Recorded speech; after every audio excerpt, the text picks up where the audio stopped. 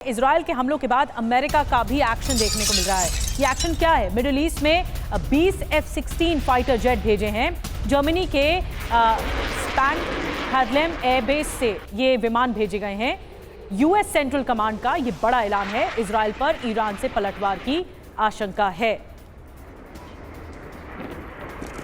तो ईरान इस कोशिश में है, अपनी ताकत बढ़ा रहा है, तो दूसरी तरफ अमेरिका भी लगातार ये कोशिश कर रहा है।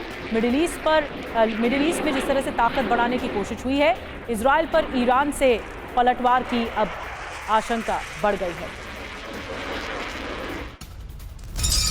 और इस बीच अमेरिका की ईरान को चेतावनी सामने आई है। इजराइल पर हमलों की गलती ना करे ईरान। अमेरिकी रक्षा मंत्री लॉयड ऑस्टिन ने यह धमकी दी है। इजराइल ईरान का टेंशन खत्म होना चाहिए, ये कहा गया है अमेरिकी रक्षा मंत्री की तरफ से। लेकिन इस बयान में ईरान के लिए सीधे सीधे धमकी भी है कि इन हमलों का जवाब देने की कोशिश मत करना। तो अमेरिका से संकेत तो मिल रहा है, कभी भी महायुद्ध हो सकता है। आइए आपको बताते हैं लॉयड ऑस्टिन, जो कि अमेरिका के रक्षा मंत्री है, उनकी तरफ से क्या कुछ कहा गया, क्या संकेत है। इजराइल पर हमलों की गलती न करे ईरान, ये कहा जा रहा है। डर क्या है? खाड़ी देशों को ईरान से हमलों की आशंका है और ऑयल फील्ड पर हमला कर सकता है ईरान जहां जो सबसे बड़ा तेल भंडार है, उसको लेकर ये संकेत मिल रहे हैं। अब वजह क्या है? ईरान ने एयर स्पेस के इस्तेमाल पर धमकी दी थी। जहां इजराइल ने खाड़ी देशों के एयर स्पेस का इस्तेमाल किया, यह भी एक अहम वजह है। अमेरिका करेगा क्या, कर क्या सकता है? ईरान ने हमले की हिमाकत की तो अमेरिका जवाब देगा, इसकी पूरी आशंका बनी हुई है। और ऐसे वक्त में अगर ऐसा वक्त आया तो इस युद्ध को कहां तक पहुंचा सकता है, यह अपने आप में एक बड़ा सवाल है। अमेरिका क्या करेगा? दत्ता जी, क्या लगता है आपको? अगर ईरान जैसा कह रहा है वैसा उसने कर दिखाया कि हमले का उचित जवाब जरूर दिया जाएगा। इजराइल पर ईरान के हमले हो गए और ईरान और इजराइल का डायरेक्ट इन्वॉल्वमेंट इस जंग में एक दूसरे के खिलाफ हो गया, तो फिर अमेरिका क्या कर सकता है और फिर रूस का रोल क्या होगा? क्या एक बार फिर इस जंग के अमेरिका वर्सेस रशिया बनने के आसार, आशंका नजर आती है क्या? देखिए, सबसे पहली बात तो ये जंग शुरू किसने कराई?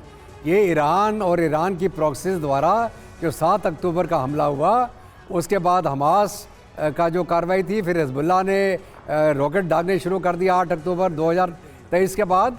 और ये मान के चले कि जो भी हमले इजराइल के ऊपर तब से हो रहे हैं वो ईरान ही करवा रहा है। और उसके बाद में जो डायरेक्ट असॉल्ट किया इन्होंने अपने मिसाइल वगैरह फायर करके, तो इजराइल को पूरा हक बनता था कि ईरान को रिटेलिएट करे, क्योंकि जो हाइड्रा का हेड तो वो ईरान ही है।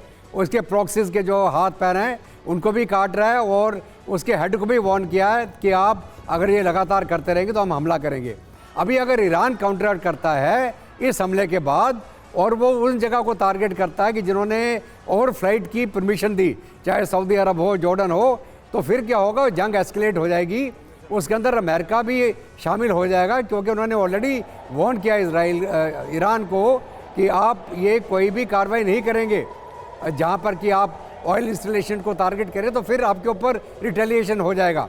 अगर वो बड़ा रिटेलिएशन हो जाता है तो फिर आप मान के चलें, चाहे वो इजराइल और ईरान है, चाहे वो अमेरिका ईरान है, तो फिर रशिया ईरान और अमेरिका, ये दो गठबंधन जो पहले से बने हुए हैं, ये एक्टिवेट हो सकते हैं और जंग फैल सकती है। लेकिन मुझे उम्मीद है कि थोड़ा लॉजिक इस्तेमाल किया जाएगा ईरान के द्वारा, क्योंकि प्रेपरेटर वो हैं, इन्होंने शुरू कराया था काम और इनको सहम के चलना पड़ेगा कि अगर ये इसको और बढ़ावा देंगे तो अगर अभी लिमिटेड ऑफेंसिव किया इजराइल ने, सिर्फ मिलिट्री टारगेट को टारगेट किया है, तो आगे चल के इजराइल और अमेरिका और भी बड़े टारगेट को चुन सकता है और ज़्यादा तबाही मना सकता है। और इसलिए ईरान को बिल्कुल केयरफुली इंटरनेशनल फीलिंग्स को मद्देनजर रखते हुए कोई भी कार्रवाई सोचनी पड़ेगी और ना ही करे तो अच्छा रहेगा। ईरान को फूंक फूंक कर कदम उठाना पड़ेगा और कैलकुलेटेड रिस्क जिसे कहा जाता है, ईरान अब उस आधार पर वार करेगा।